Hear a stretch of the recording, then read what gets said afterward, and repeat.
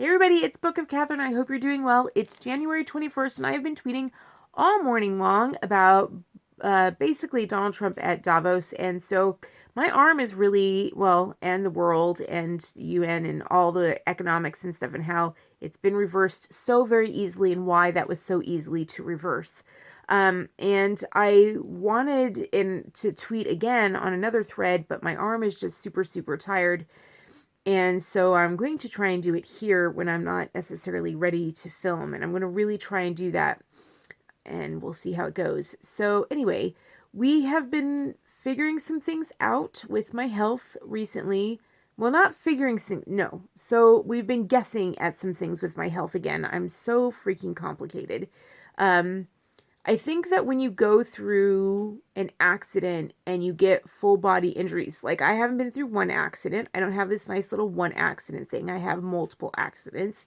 And on top of that, I was an athlete. On top of that, I was an athlete and I was very active. On top of that, I was a kid that was very active. My parents had me outside. I climbed trees and everything like that.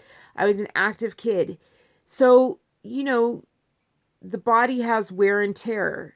There's a lot of different symptoms going on, and it's so hard to be like, what's linked to this, what's linked to that. I'm grateful that, in the last 6 months, last 5 months, we've linked things up to my head, and my head going through a window, and the fact that I still can't, if I start moving my hand now, I'll just stop talking. Like, I'm that overloaded. And the fact that if I put too many loads on my head, that it just shuts my brain down. My brain can only handle so many loads at a time. And that really started after the final accident. So, but there's, in those observations and in doing the physical therapy, which is called PT, I'm used to calling it PT. I understand that people are still not used to that. So that's physical therapy. And physical therapy is basically when you do exercises that help you get stronger in the areas of your injuries. That's all it is. Is that, like, if you injure your leg, if you injure your right knee, like an athlete, you see athletes do it all the time. If an athlete injures their knee and they're rehabbing their knee, they're doing physical therapy to rehab their knee. They're giving exercises to rehab that knee. So when I'm giving physical therapy, I'm giving exercises to rehab those injuries. So I've been given a lot of physical therapy to rehab my spine after my procedures on my spine, my experimental procedures on my spine.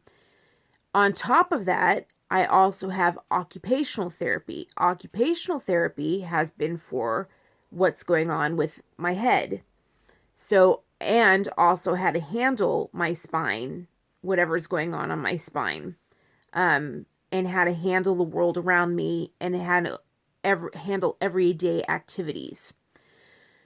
So that helped me learn, oh, I'm having trouble placing my hand. It helped me learn that I'm having trouble grabbing onto rings, just spatial placement. It really helped me identify a lot of areas that I needed to work on. And it also gave me a lot of exercises I needed to do, as well as adjustments on how to do them. So I grew really, really fast. And I also taught me to really slow down. I used to always go the max that I could, which meant that if my husband was home, which meant I had an assistant, I would go the max that I could, which I'd do as much activity as I could. But then I'd wear myself out and spend the rest of the week flat and recuperating. I've learned not to do that. I've learned to really stay steady and do minimal output to try and get active every day. The thing is that now I did my outing to Washington, D.C. and then life after that, and seeing myself in those surroundings and taking that input now and adjusting it into seeing, like, taking that information, knowing what I knew back then. I did adjust in DC, how to live in DC, what was different in DC, how did my health handle DC. Um, I was so thrilled to be able to do DC. Like, I was amazed at what I was able to do in DC. Asked myself why I was able to do certain things in DC, why I wasn't. There were certain painful things. Just basically constantly taking in information and learning and learning and learning about my health. One of the great things about getting these spinal procedures and about learning through occupational therapy and physical therapy about how to manage all of these episodes really is what we're trying to do in essence, and make me have healthier, more active a day, takes my pain down in a lot of ways.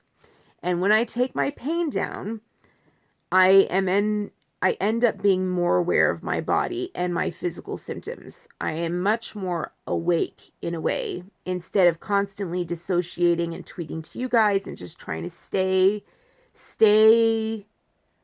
dissociating at all times. Stay constantly dissociate, tweet, research, trying to constantly stay away from the pain. Run away from the pain. I start becoming more awake in a way, and more like I'm aware of my body and I'm aware of what's happening, and I can tune into what's happening down here instead of running away from my physical body. That's made me aware of a lot more. I'm happy that I'm able to check into my body more. When my physical therapist or my occupational therapist in the beginning asked me to check in, I would almost instantaneously start crying and or start having an episode. And I understand why that is now. I am constantly trying not to shake at all times. I remember a friend asked me this, actually, now that I'm talking about it. Last fall, I'll never forget. Oh my gosh, I said I'll never forget it, but I'm just remembering it. Last fall, they asked me this. They asked me this last fall. On the way to one of my procedures, they actually asked me this. They said, if you fully relax, Katherine, they said, fully relax. If you fully relax, if you just completely go limp and fully relax, do you still shake? Like, what happens? And I just fully, no, this was last summer. And I just fully relaxed, and my whole body shook. It wasn't just my right side. My whole body shook. I just completely just was shaking.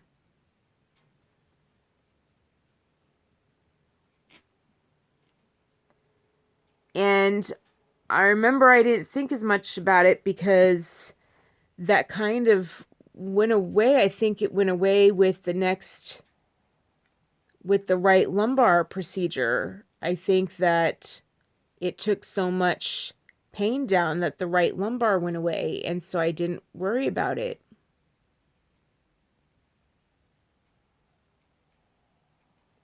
But now, I guess that's part of it, you guys, is that I did something this different this time. I have done something different. I made what I call a luxury decision. Normally, I would push it and have my spine procedures. I would push it and I'd have my spine procedure repeated as soon as possible. When they said, your spine procedure's done, go reschedule it, she'd be like, okay, do it in 2 to 3 months. And I would be like, 3 months? Like, she'd almost always have it really late out, like 3 or whatever months. And I would be like, what are you kidding me?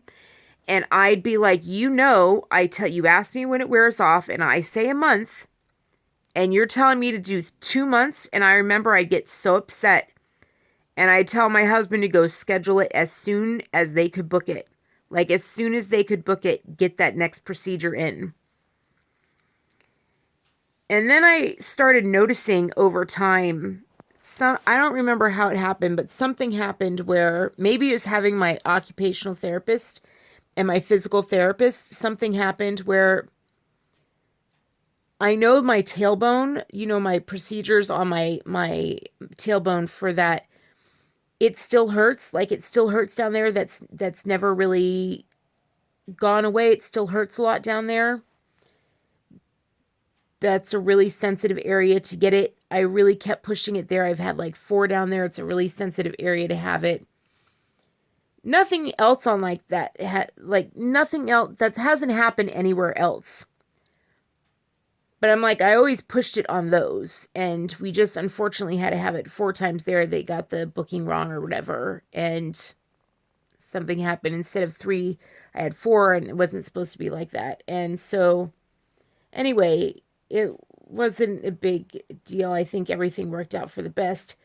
But it's just sore down there. It's a really hard area to do. It's like, anyway. So I was like, something happened where I was like, well, what if I had given it time to heal? Like the swelling to go down? Like, what if I had given it more time, that area to go down? And I just had to make a really tough decision and be like, listen, like, this is your right spine. Like, I don't know how to put it except to say that there is a point when you have to understand that I think we can all agree, if you guys have watched my videos now, we can all agree, if you've now watched my videos, I'm going to try and do a dancing thing where you can see my dancing from the beginning. I'm going to try to do a video where you can see my dancing. And you can watch my dancing from the beginning of my channel. And you can see which procedures I had. And then when the dancing really changed. When the biggest jumps happen in my dancing. And I don't know if you guys are really in tune to it. I am. I know the biggest jumps to me. The big jump to me. I'm sorry. The big jump happened after my right lumbar block. That's when I started walking. I got up and just walked out the door. And walked out onto the trail. Like some miracle. Just rose from the dead and just walked out the door. And my legs just started moving. Like out of nowhere. That was my right lumbar. That's my right lumbar block. And I was supposed to get my right and my left done. Only been doing my right. I understand why that is now. Highly painful. Can't even begin to tell you how highly painful. Think it's more painful for me than most people because I think I have this other thing going on. But I'm not going to mess with it. I'm not going to mess with something that was that successful and then go and make my right side sore. I can't risk that. And so I made a luxury decision, I think, and I didn't let it go at 2 months because I could still feel the injection sites. I could still feel the lumps where each one is. And if I really push it into the floor, I can probably tell you where they still are, right where each one is. Which, I mean, I really have to shove it into the ground to still feel them. But yeah, because I shoved two of them back to back, They're really, really small sites. Anyway, so my point is that I pushed it off. Which means it's been a lot longer for me since my injection. Which means the pain's been going up a lot higher than it's been in a long time. So I'm noticing more than I have been. And I just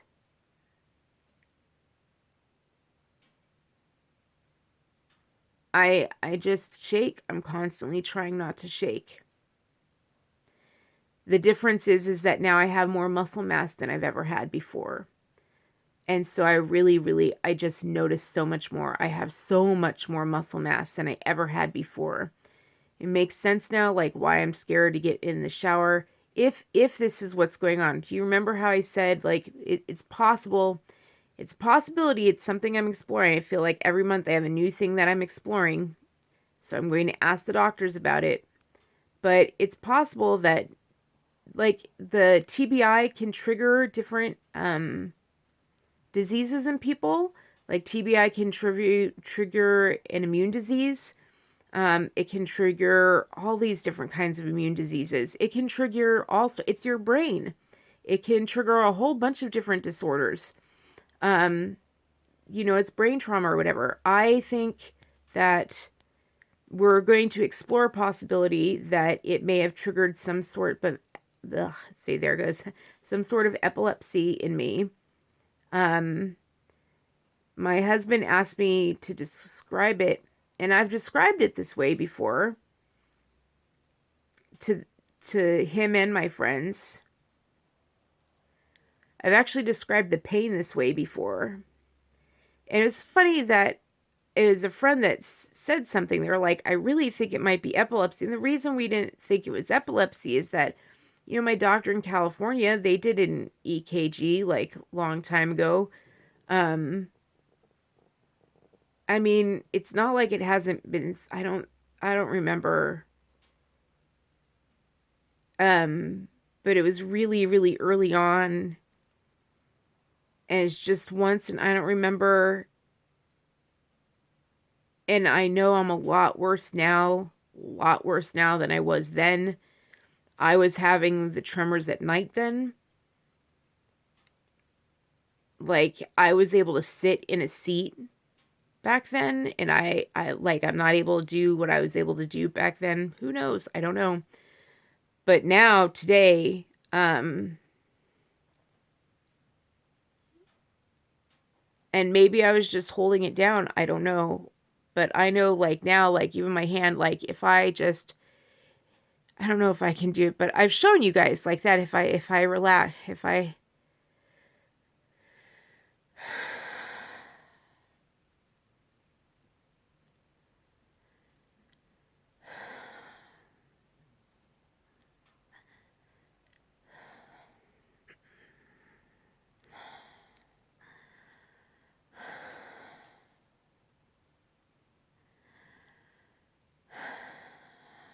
I'm always at a tremor. And, and if I really bring it under control and all, problem is that it ramps up the pain, but I can't control it.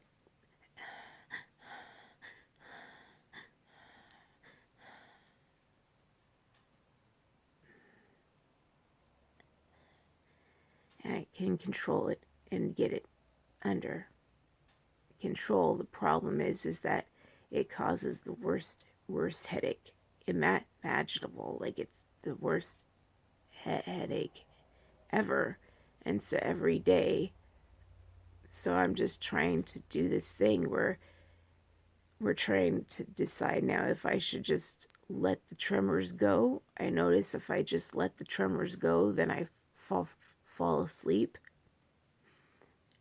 Maybe I should just do that, let the tremors go. Anyway, feel like I'm being really scary now, probably freaking you guys out. Anyway, that's what I'm trying to figure out now. But I remember describing the pain on Sunday morning. I was having a really bad episode. It was like being electrocuted, like it's just like that, where the episode is just really bad. Just like being zapped. I always said it was like being zapped with a cattle prod. That my episodes were like being zapped with a cattle prod. And my husband asked me to describe at one point when I was in the middle of an episode, and I said it's just like on Star Wars, and when the Emperor Palpatine is doing that thing with the blue, with the blue electricity, it's just like that thing. You see him screaming like that. But I just don't bother screaming because there's nothing anyone can do. Like, there's just no who you're gonna scream to. Like, it just frustrates everybody because they're doing everything that they can. I know you guys are doing everything that you can. My doctors are. I know they know how much pain I'm in, and I know I'm doing the most I can when I get my amazing ability to walk in my spine. You guys see how much I do. I walk and I use my legs to my fullest extent and I dance. I've gotten so much stronger and I go and I get as much as I can until the injections will wear off.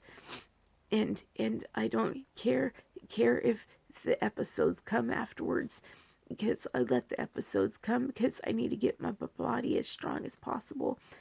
But, but maybe I'm just on all the wrong meds. If it really is epilepsy, perhaps I'm on all the wrong meds. Maybe that would be pretty great if I'm actually just on the wrong meds. That would be fantastic. I don't know. Anyway, so you don't know. That's just what we're wondering now. I don't know. I have questions for my neurologist, but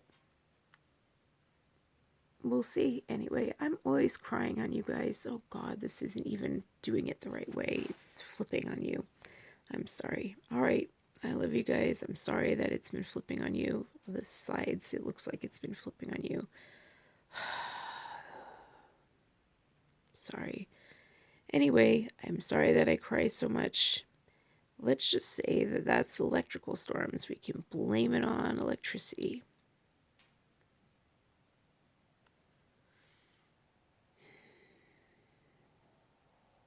All right. I love you. And I'll talk to you soon, and I'll keep you posted. And I'm glad you enjoyed the thread this morning. You learned a lot that was really hard to find, that diagram of all the arrows coming out of people, of the scam that they have going using our governments and NGOs and everything to tax the heck out of us and take our rights and everything. So if you want to find it, it's on January 21st, 2020 on Twitter Advanced Search. You can find it's a thread. I talked about real Donald Trump in Davos. It's on that same thread, that video.